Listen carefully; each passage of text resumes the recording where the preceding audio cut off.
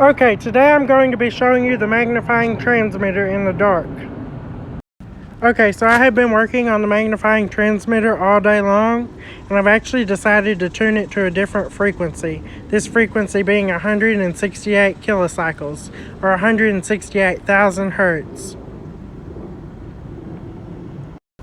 Okay, so the power comes in from this transformer, which I have reversed to step up voltage. And then it goes into these capacitors and the inductor or primary of the magnifying transmitter. This is known as the LC circuit or inductance capacitance circuit. So this part is tuned to 168 kilohertz or 168,000 hertz. Once the current goes through the primary, it's induced into the secondary, which is tuned to a fourth of the wavelength of this frequency of the primary. And then the bottom of the secondary is grounded to the earth, and the top goes into the extra coil, which is tuned to the coil's natural resonant frequency. And the ball on the top acts as a capacitor to help tune the whole system.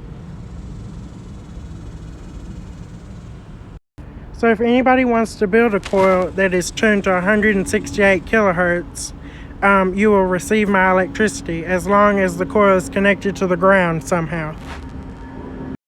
So this coil right here is tuned to a harmonic of the earth, and it creates standing waves in the earth.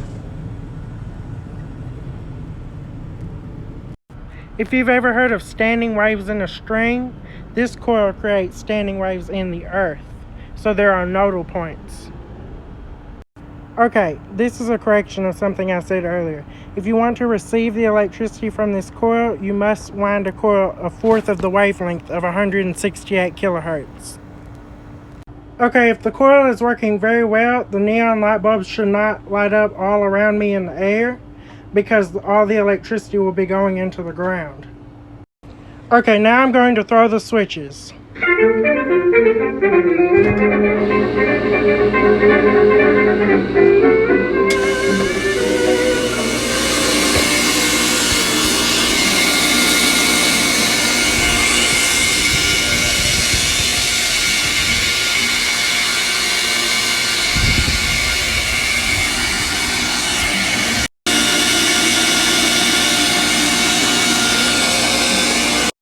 Okay, this is an example of a receiving coil.